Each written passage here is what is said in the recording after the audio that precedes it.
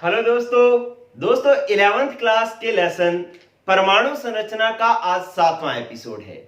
इस एपिसोड में हम सीखने जा रहे हैं प्लांक का क्वांटम सिद्धांत और इसके साथ मैंने कुछ 3 प्रश्न लिख रखे हैं जो नीट एआईट्रिपल मतलब नॉन मेडिकल के लिए 2 क्वेश्चन है और ये मेडिकल वालों के लिए 1 क्वेश्चन पहले कंपटीशन में एग्जाम में आ रखे हैं।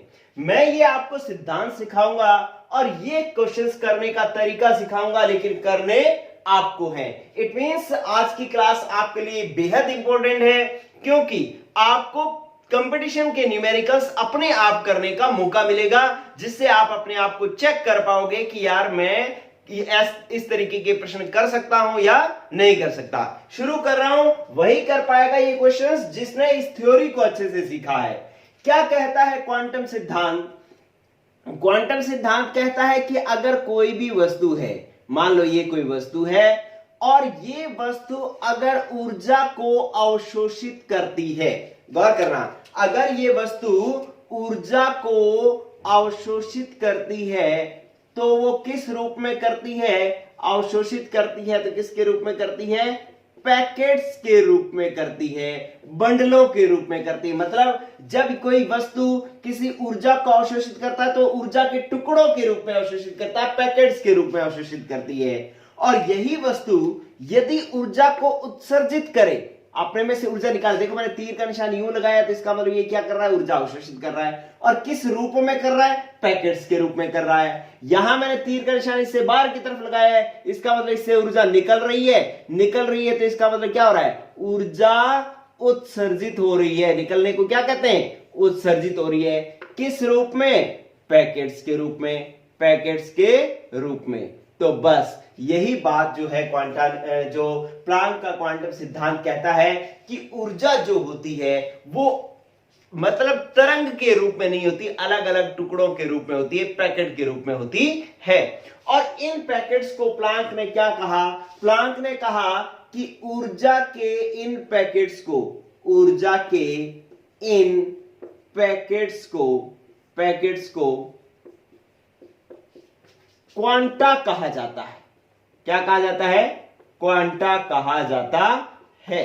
ठीक है, कहता है कि ऊर्जा जो है वो छोटे छोटे पैकेट्स के रूप में होती है और ये पैकेट जो है वो इन पैकेट्स को क्या कहा जाता है? क्वांटा कहा जाता है। तो एक क्वांटा शब्द आपने सीख लिया। क्वांटा क्या है? क्वांटा कोई वस्तु नहीं है, क्वांटा है ऊर्जा का पैकेट। क्या है? ऊर्जा का पैकेट, जो जिस रूप में ऊर्जा निकल रही है और जिस रूप में ऊर्जा अवशोषित हो रही है उसे अपने कहते हैं क्वांटा। चलिए अब बात जो प्लांक का क्वांटम सिद्धांत जो कहता है वो सुने। वो कहता है कि इस सिद्धांत के अनुसार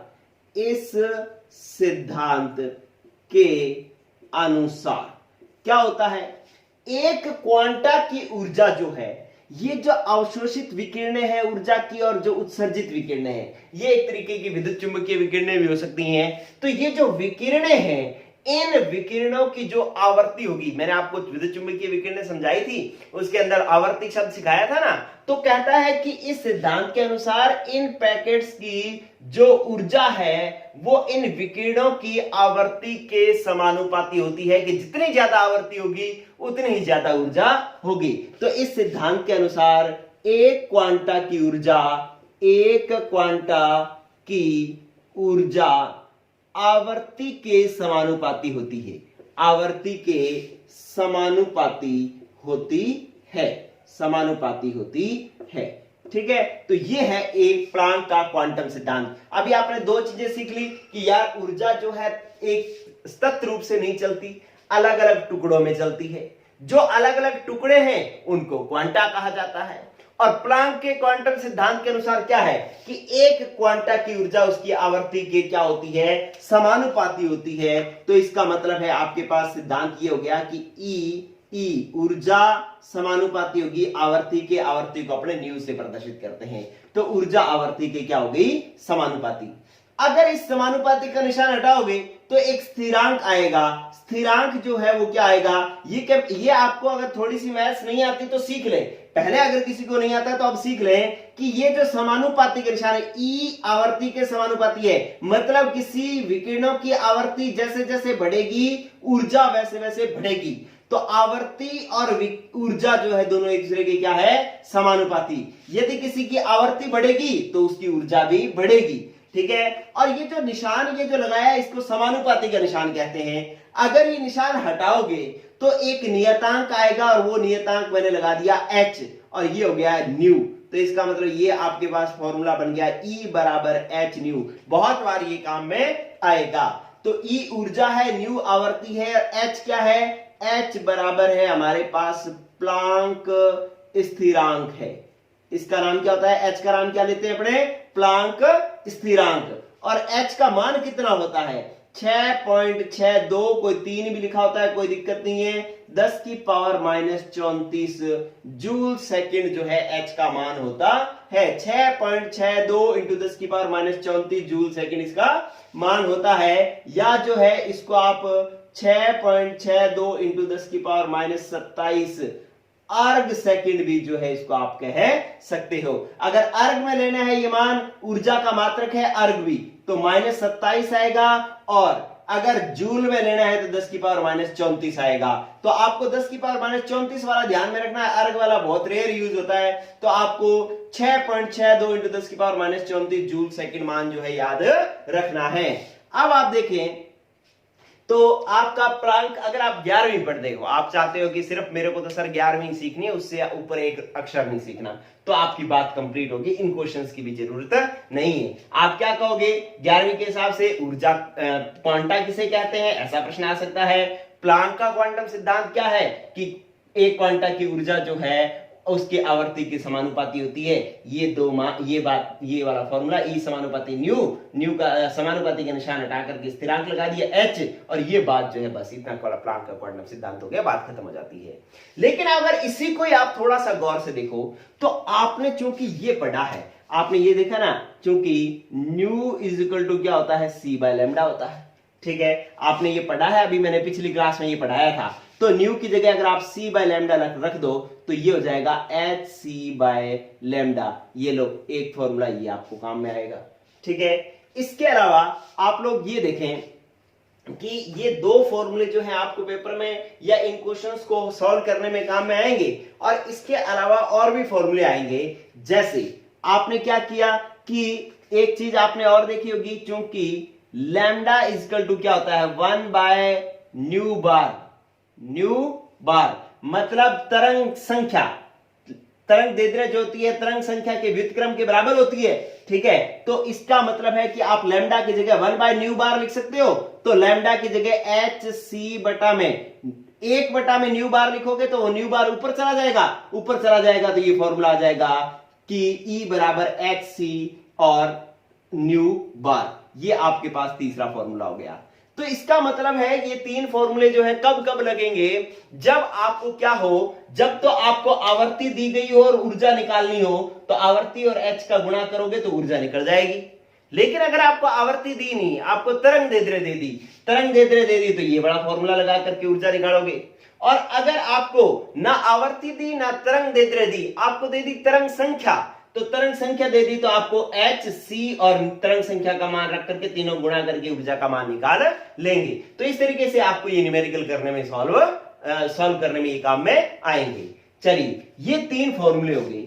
इसके अलावा अगर कहता है कि किसी क्वांटा की कुल ऊर्जा निकालनी हो, मतलब कुल ऊर्जा अगर निकालनी हो किसी को किरणों की, जिसमें बहुत सारी क्वांटा है, n क्वांटा है, n का मान 1 2 3 5 10 हो सकता है, जितना भी हो सकता है, n क्वांटा है, तो कुल ऊर्जा अगर निकालनी हो तो E बराबर क्या हो जाएगा, NH न्यू।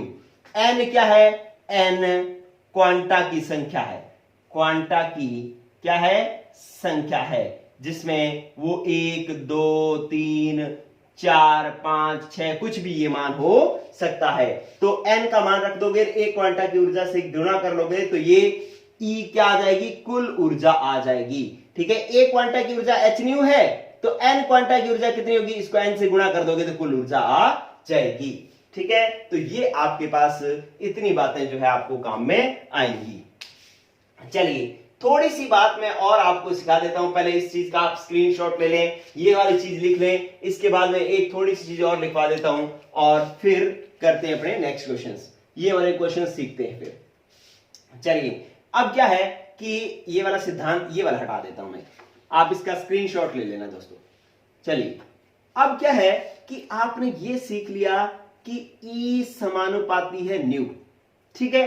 तो मान लो आपके पास दो क्वांटा है और दो क्वांटा की ऊर्जाओं की तुलना आपको करनी हो, दो क्वांटा है और दोनों क्वांटाओं की ऊर्जाओं की तुलना अगर करनी हो तो देखो क्वांटा नंबर एक की ऊर्जा उसकी क्वांटा नंबर एक की आवर्ती के समानुपाती होगी, ये समीकरण नंबर एक हो गई, ठीक है। E1 समानुपाती न्यू1 और E2 दूसरे क्वांटा की ऊर्जा समानुपाती होगी न्यू2 के, ये समीकरण नंबर दो हो गई, ठीक है।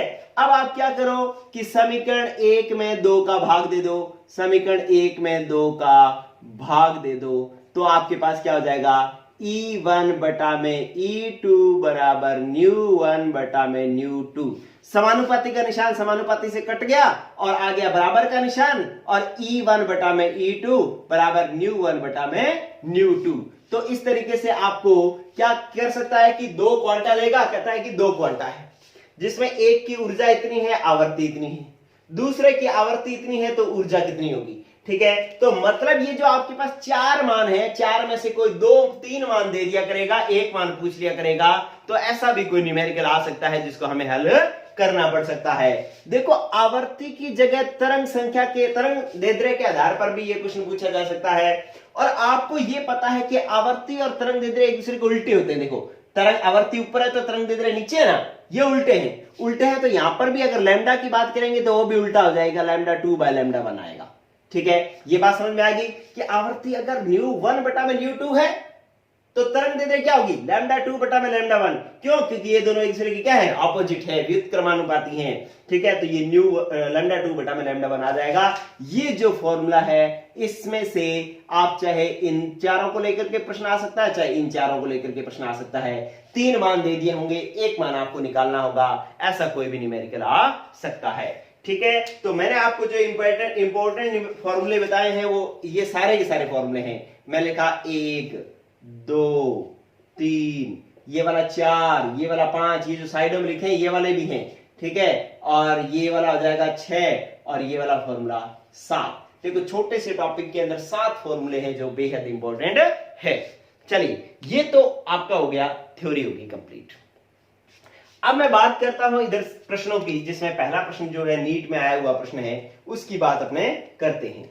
ये कहता है कि आपके पास ये सिद्धांत का एक प्रश्न कह रहा है कि प्लांक स्थिरांक का मान, देखो आपको सीखना है प्रश्न कैसे करना है। प्लांक स्थिरांक का मान इतना दे दिया, 6.62 × 10 की पावर -34 जूल सेकंड है। प्रकाश का वेग दे दिया 3 × 10 की पावर 17 नैनोमीटर प्रति सेकंड, ये मान दे दिया।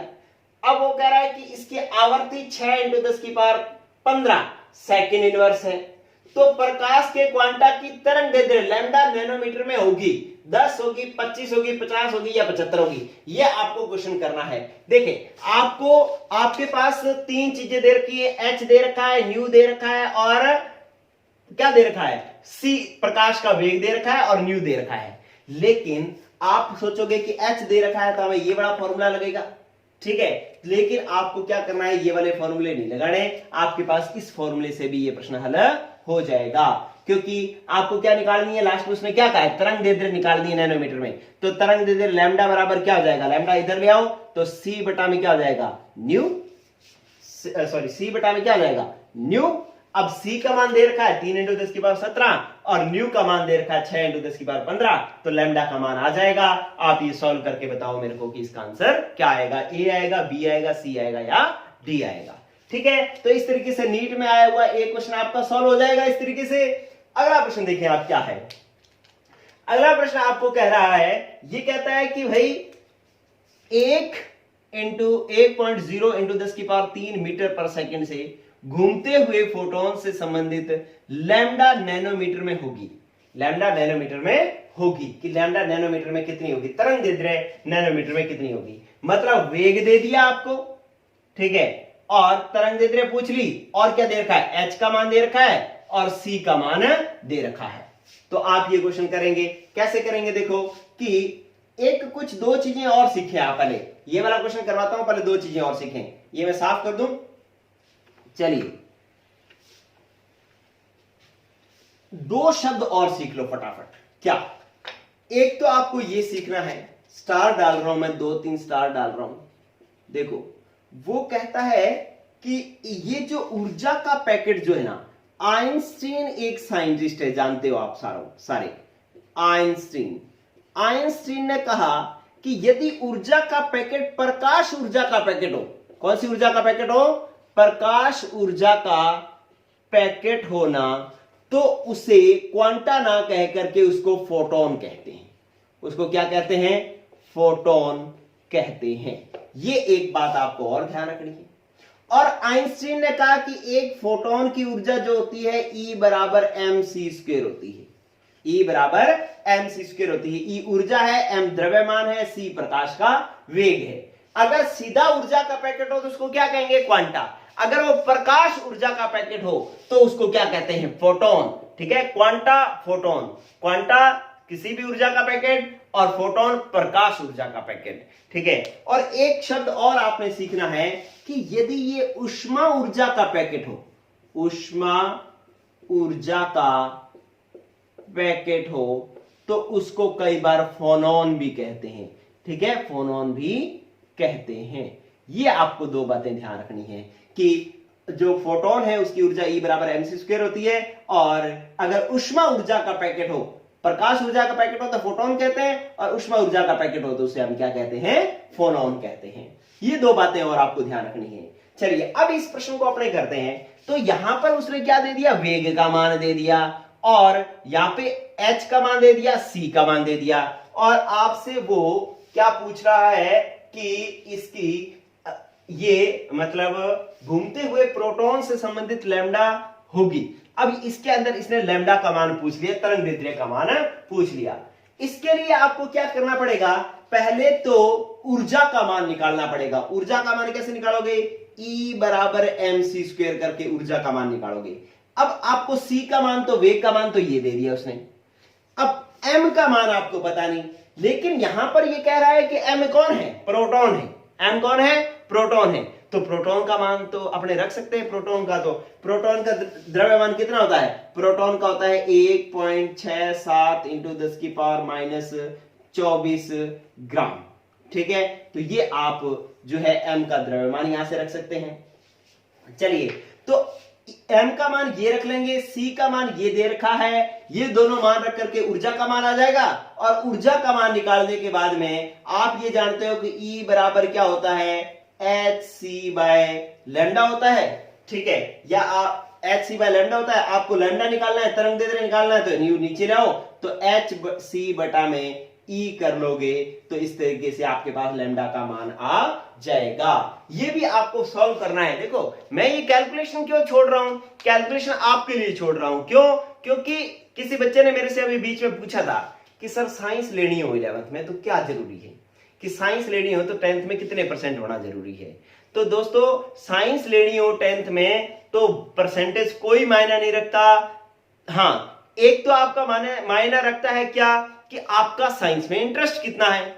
दूसरी चीज मायना रखती है कि आप कितनी देर तक, कितनी मतलब रेगुलर 3-4 घंटे पढ़ सकते हैं या नहीं पढ़ सकते हैं। दो चीजें तो ये मायना रखती है। लेकिन अगर 10वीं की कोई आपको मतलब कोई परसेंटेज आपने पूछनी है, तो मैं ये कहता हूं कि 10वीं तक आपको कैलकुलेशन गणना जो है आनी चाहिए। ये जो पढ़ाई के आधार पर जो परसेंटेज का जो पैमाना है वो ये है कि आपको कैलकुलेशन आनी चाहिए। तो अब ये वाली कैलकुलेशन आनी चाहिए कि E = mc² करके जो है ऊर्जा का मान निकल जाएगा, और ऊर्जा का मान जो है यहां पर रख दोगे, hc बटा में ऊर्जा का मान रख दोगे तो लैम्डा का मान आ जाएगा। तो ये आपके हो गए 2 क्वेश्चन। अब आपका एक क्वेश्चन रह गया है, तीसरा क्वेश्चन, उसे अपने सीखते हैं। तीसरा क्वेश्चन क्या कहता है? तीसरा क्वेश्चन के लिए अलग फॉर्मूला लगेगा, ध्यान रखें, ये सारा नोट कर लेना, स्क्रीनशॉट ले लेना। आपको इसके ये तीनों क्वेश्चन जो है इसके आंसर A B C में आपने देने हैं, ध्यान रखना। चलिए अब वो तीसरा क्वेश्चन क्या कह रहा है, पहले क्वेश्चन समझ लें।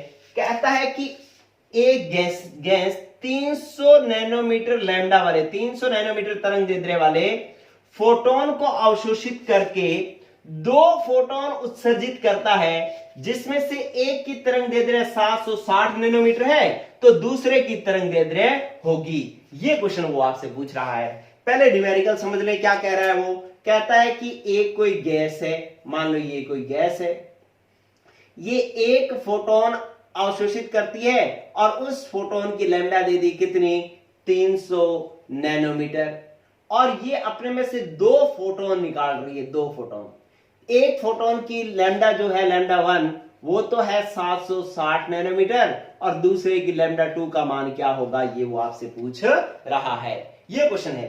तो आप एक चीज देखें कि ये जितनी ऊर्जा अवशोषित कर रहा है उतनी ही ऊर्जा निकलेगी, जितनी ऊर्जा अवशोषित करेगा उतनी ही ऊर्जा निकलेगी। तो आप यूं देखें कि अगर इस फोटोन की ऊर्जा E है तो इसकी ऊर्जा E1 और इसकी ऊर्जा E2 होगी, ठीक है, और ये E जो होगा वो बराबर होगा E1 प्लस E2 के, ठीक है। अब आप क्या करो, E का मान रख दो। E का मान क्या होता है आपके पास, HC बटा में लैम्डा बराबर HC by lambda 1 plus HC by lambda 2, ठीक है। अभी अपने E बराबर HC बाय लैम्डा फॉर्मूला निकाला था ना ऊर्जा का, ठीक है। अब आवर्ती वाला फॉर्मूला नहीं लगेगा, क्यों, क्योंकि लैम्डा दे रखा है, तरंग दैर्ध्य दे रखी है, तो तरंग दैर्ध्य वाला फॉर्मूला लगाएंगे।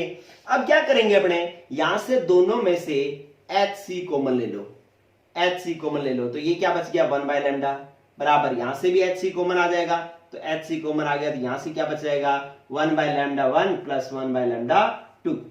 अब ये क्या हो गया कि HC से HC कैंसिल, दोनों बराबर में हो तो कट जाते हैं। अब क्या बच गया, 1 बाय लैम्डा बराबर 1 by lambda 1 plus 1 by lambda 2। अब 1 बाय लैम्डा का मान कितना आ रहा है, 1 बटा में 300 बराबर 1 बटा में लैम्डा 1 का मान कितना है, 760, और 1 बटा में लैम्डा 2 का आपने ज्ञात करना है। तो आप क्या कर लो, इसको, इस वैल्यू को इधर ले आओ, इधर ले आओगे तो ये प्लस का मान किस में हो जाएगा, माइनस में, तो ये हो जाएगा 1 बटा में लैम्डा 2 बराबर 1 बटा में 300 माइनस 1 बटा में 760, ठीक है। तो ये इस तरीके से आपके पास मान आ जाएगा। अब आपको क्या करना है, 1 बटा में लैम्डा 2 बराबर, इसको हल कैसे करोगे, दोनों का लघुत्तम लोगे, दोनों का लघुत्तम कितना आ जाएगा, 300 इंटू 660, 760, ठीक है। आप लघुत्तम इसका सॉल्व कर लेना और नजदीक आ जाएगा कुछ, और अगर आपको यही रखना है तो ऊपर से क्या करो, 760 और यहां पर क्या आ जाएगा, 300। अब ये गणना आपको आनी चाहिए। अब क्या करोगे, 1 बटा में लैम्डा 2 बराबर कितना आ गया, ये आ गया 460 बटा में 300 इंटू में 760, और लैम्डा को अगर ऊपर ले जाओगे, लैम्डा 2 ऊपर ले जाओगे तो ये वैल्यू ऊपर आ जाएगी, ये बदल जाएगी। देखो अगर आप इसको पलटते हो, लैम्डा को ऊपर ले जाते हो, 1 को नीचे लाते हो, तो ये वैल्यू भी पलट जाएगी, ये मान ऊपर चला जाएगा, 460 नीचे आ जाएगा, तो इसका मतलब है आपके पास आ जाएगा 300 इंटू 760 बटा में 460, ठीक है। इसको हल करोगे तो आपके पास लैम्डा 2 का मान आ जाएगा, वो कितना आएगा वो आप मुझे सॉल्व करके बताएं, ठीक है। और इसका एलसीएम आप छोटा ले सकते हैं, ठीक है, ये आप कैलकुलेशन कर लेना, अगर ये इससे सही ना आए आंसर तो इसका एलसीएम छोटा लेकर के भी कर सकते हो। मैंने आपको तरीका बता दिया, बस मेरा काम आपके लिए कितना था, मेरा काम आपके लिए इतना था कि मैं आपको ये लास्ट फॉर्मूला डिराइव करके बता देता कि 1 बाय लैम्डा बराबर होता है 1 by lambda 1 plus 1 by lambda 2, ठीक है। तो ये वाले फॉर्मूले के बाद में आपको सॉल्व करके इसका आंसर निकालना है। तो इन तीनों क्वेश्चंस का आंसर जो है आप मुझे कमेंट बॉक्स में दोगे, और आज की क्लास कैसी रही ये भी मुझे बताओगे, क्योंकि आपको एक कंसेप्ट के साथ साथ कई न्यूमेरिकल्स भी करने को सीखने को मिले हैं। आंसर जो है A B C में आप कमेंट बॉक्स में जरूर देंगे। ओके, गुड बाय बच्चों, पढ़ते रहो।